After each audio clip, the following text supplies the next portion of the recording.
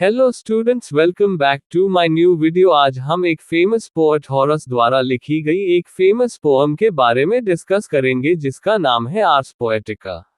सबसे पहले हम द पोएट हॉरस के बारे में बात करेंगे। होरेस 65 ईसा पूर्व से 8 बीसी तक एक प्रसिद्ध रोमन कवि और व्यंग्यकार थे। वे सम्राट ऑगस्टस के समय में रहते थे। उन्होंने ओड्स यानी गीतात्मक कविताएं और एपिसल्स यानी पत्र रूप कविताएं लिखी। उनकी रचनाओं में प्रेम, मित्रता, दर्शन और कविता लिखने की कला जैसे विषयों पर चर्चा की गई है। उनकी प्रसिद्ध रचना आर्स पोएटिका का अर्थ है काव्य कला यानी द आर्ट ऑफ पोट्री। ये लगभग 19 ईसा पूर्व में लिखी गई थी। इसमें बताया गया है कि अच्छी कविता और नाटक कैसे लिखे जाने चाहिए। ये रचना हेक्सामेटर छंद में लिखी गई है और यह एक पत्र के रूप में है। ये पत्र लूसियस कैल्पुर्नियस पिसो, जो एक रोमन सेनेटर और कॉन्सल थे, तथा उनके 2 बेटों को संबोधित है। इसलिए इसे पिसो परिवार के नाम पत्र भी कहा जाता है। आर्स पोएटिका में कुल 476 पंक्तियां हैं और इसमें लगभग 30 महत्वपूर्ण नियम दिए गए हैं जो नए और युवा कवियों को अच्छी कविता लिखने की शिक्षा देते हैं। अब हम आर्स पोएटिका टाइटल का अर्थ क्या है इसके बारे में बात करेंगे। आर्स पोएटिका एक लैटिन शब्द है। आर्स का अर्थ है कला, पोएटिका का अर्थ है कविता या काव्य। इस प्रकार आर्स पोएटिका का शाब्दिक अर्थ है काव्य कला या कविता लिखने की कला। ये शीर्षक पूरी तरह उपयुक्त है क्योंकि इस रचना में होरेस ने अच्छी कविता और नाटक लिखने के नियम बताए हैं। उन्होंने समझाया है कि एक अच्छा कवि कैसा होना चाहिए, कविता का विषय कैसा हो, भाषा और शैली कैसी हो, कथानक और पात्रों का निर्माण कैसे किया जाए तथा कविता का उद्देश्य क्या होना चाहिए। होरेस के अनुसार कविता का उद्देश्य केवल मनोरंजन करना नहीं है, बल्कि पाठकों को शिक्षा और आनंद दोनों देना है। इसलिए उन्होंने कवियों के लिए अनेक व्यावहारिक नियम और सुझाव दिए हैं। अब हम इसका समरी के बारे में बात करेंगे।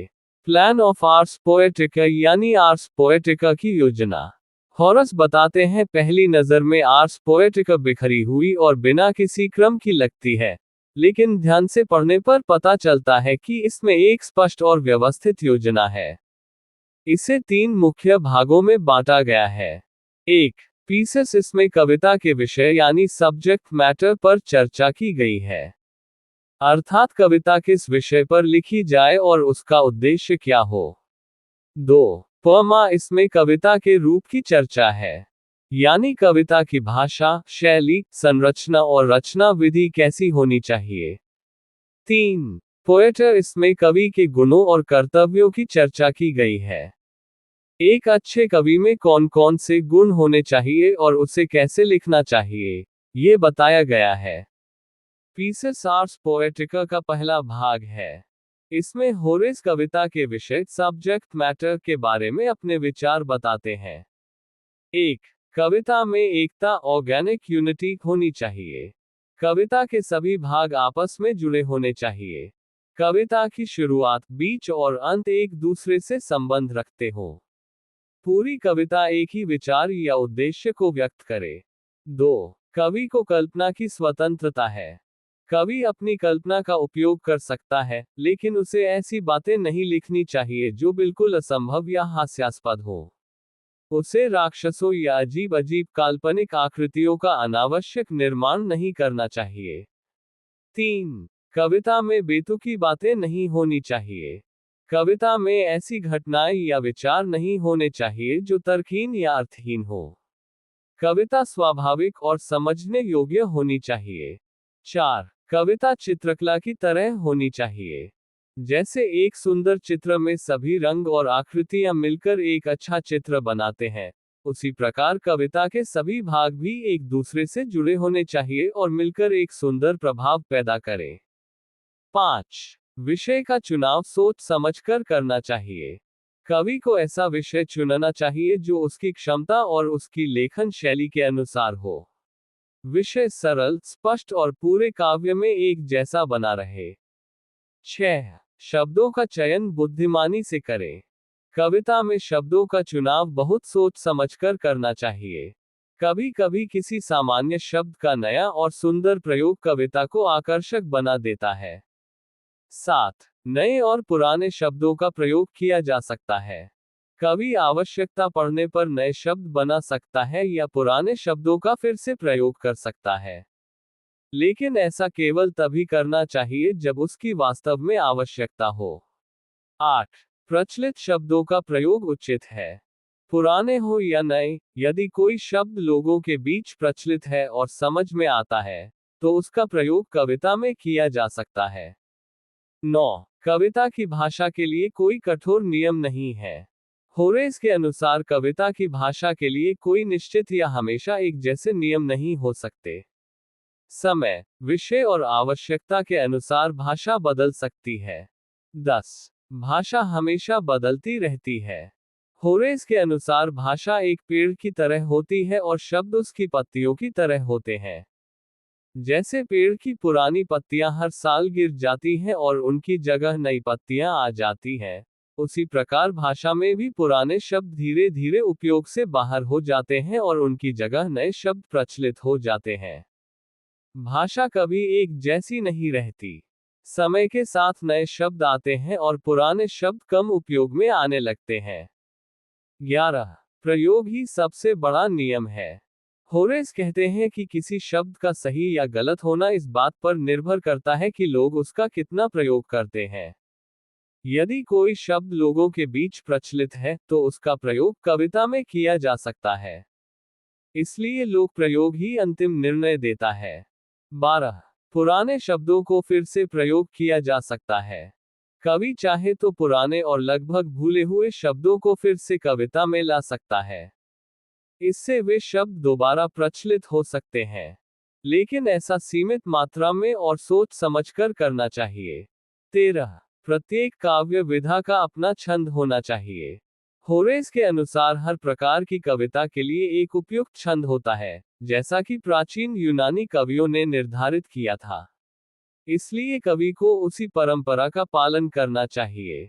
महाकाव्य यानी एपिक पोएट्री हेक्सामीटर छंद में लिखा जाना चाहिए।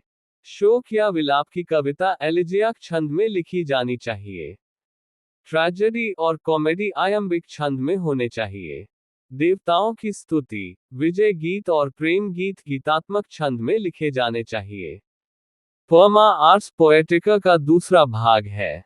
ये तीनों भागों में सबसे अधिक महत्वपूर्ण और विस्तार से लिखा गया है। इसमें होरेस मुख्य रूप से नाटक की रचना के नियम बताते हैं। वे गीतात्मक कविता और महाकाव्य की अपेक्षा नाटक पर अधिक ध्यान देते हैं। 1. कथानक प्लॉट। नाटक की कहानी पुराने और प्रसिद्ध विषयों पर भी हो सकती है, लेकिन कवि को उन्हें नए और रोचक ढंग से प्रस्तुत करना चाहिए। यदि कवि नई कहानी लिखना चाहता है, तो उसके लिए उसे अधिक प्रतिभा और कला की आवश्यकता होती है। यदि पुरानी कहानी ली जाए, तो उसकी हर बात की नकल करना आवश्यक नहीं है। कवि उसे नए रूप में प्रस्तुत कर सकता है, लेकिन उसमें कोई विरोधाभास या बेतुकी बात नहीं होनी चाहिए। हास्य के विषय को ट्रेजेडी की गंभीर शैली में नहीं लिखना चाहिए और त्रासदी को हास्य शैली में नहीं लिखना चाहिए। कथानक की रचना में होमर का अनुसरण करना चाहिए। कहानी की शुरुआत सीधे उसके सबसे महत्वपूर्ण या रोचक भाग से करनी चाहिए। इससे इन मीडियस रेस कहानी के बीच से शुरुआत करना कहते हैं। नाटक की शुरुआत सरल और स्पष्ट होनी चाहिए। अनावश्यक घटनाओं और विवरणों से बचना चाहिए। कहानी की सभी घटनाएं एक दूसरे से तार्किक रूप से जुड़ी होनी चाहिए। 2. चरित्र चित्रण कैरेक्टराइजेशन। कवि को पात्रों का चित्रण सच्चाई और स्वाभाविकता के साथ करना चाहिए। प्रत्येक पात्र का स्वभाव पूरे नाटक में एक जैसा बना रहना चाहिए। यदि पात्र किसी प्रसिद्ध कथा या परंपरा से लिया गया है, तो उसके पारंपरिक गुणों को बनाए रखना चाहिए। हर पात्र का व्यवहार उसकी आयु के अनुसार होना चाहिए। बच्चे जल्दी गुस्सा होते हैं और जल्दी शांत भी हो जाते हैं। युवा लड़के खेल कूद पसंद करते हैं, उत्साही, लापरवाह और चंचल होते हैं। वयस्क व्यक्ति कामकाजी, महत्वाकांक्षी और व्यवहारिक होते हैं। बूढ़े लोग नई बातों की आलोचना करते हैं, पुराने समय की प्रशंसा करते हैं, धीरे धीरे काम करते हैं और कभी कभी निराशावादी होते हैं।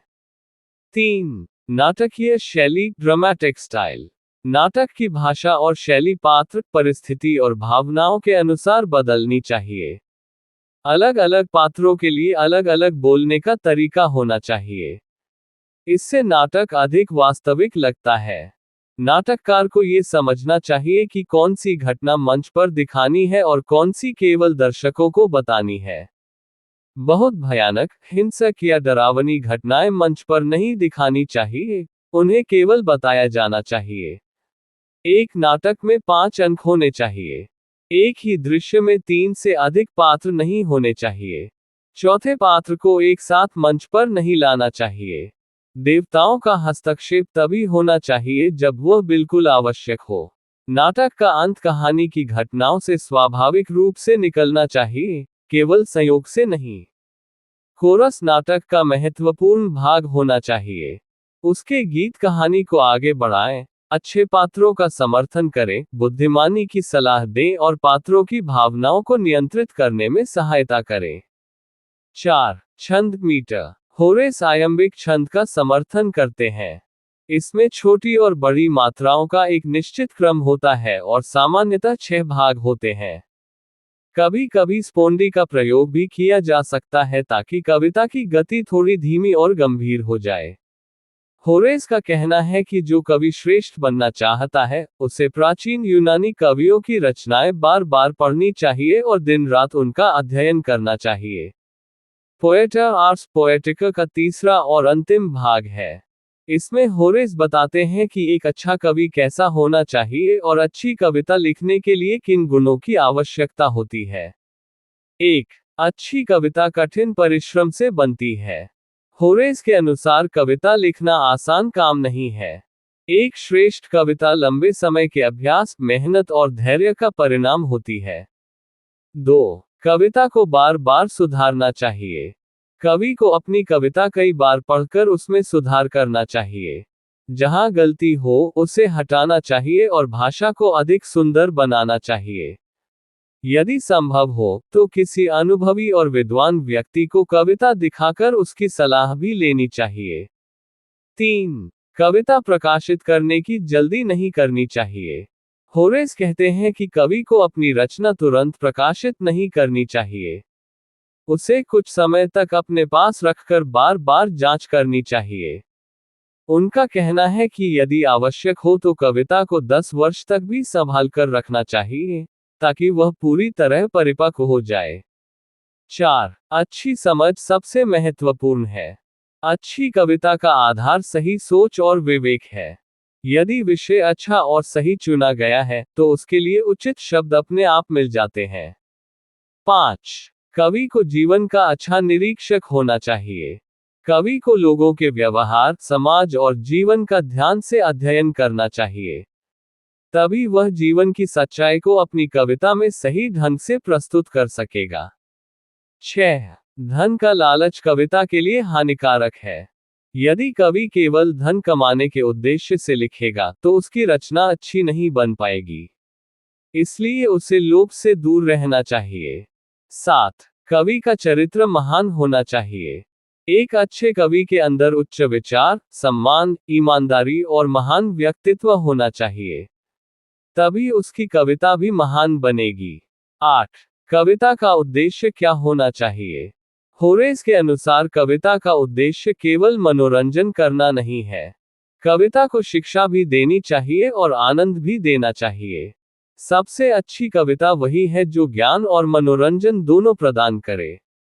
9. कविता में अनावश्यक बातें नहीं होनी चाहिए। कवि को संक्षेप में और स्पष्ट लिखना चाहिए। बेकार की बातें और अनावश्यक विस्तार से बचना चाहिए, क्योंकि तभी पाठक उसकी बात ध्यान से पढ़ेंगे। 10. उपयोगी और मधुर कविता सबसे श्रेष्ठ होती है। जो कवि अपनी कविता में मनोरंजन और शिक्षा दोनों का सुंदर मेल करता है, उसकी रचना सभी को पसंद आती है। ऐसी पुस्तक लेखक को प्रसिद्धि दिलाती है और प्रकाशक को भी लाभ पहुंचाती है। 11. छोटी गलतियां क्षमा की जा सकती हैं। होरेस कहते हैं कि कोई भी कवि पूरी तरह त्रुटिहीन नहीं होता। वे कहते हैं, इवन होमर नोट्स अर्थात महान कवि होमर से भी कभी कभी गलती हो जाती है। इसलिए यदि कविता में बहुत सी अच्छी बातें हों, तो छोटी मोटी गलतियों को माफ किया जा सकता है। फिर भी कवि को गलतियों से बचने का पूरा प्रयास करना चाहिए। 12. कविता की शक्ति बहुत महान है। कविता लोगों के मन पर गहरा प्रभाव डालती है। महान कवि समाज का मार्गदर्शन करते हैं। इसलिए कवि को अपने कार्य पर गर्व करना चाहिए। 13. प्रतिभा और अभ्यास दोनों आवश्यक है।